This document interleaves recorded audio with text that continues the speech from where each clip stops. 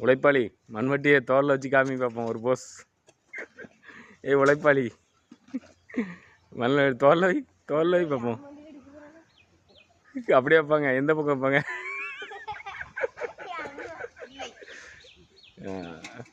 இப்படிதான் நிற்கணும்.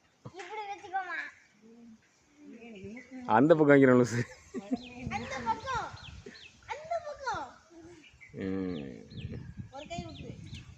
சரி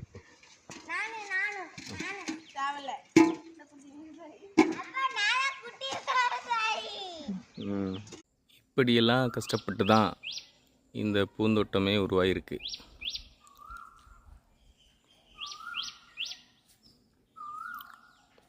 எல்லோருக்கும் நன்றி.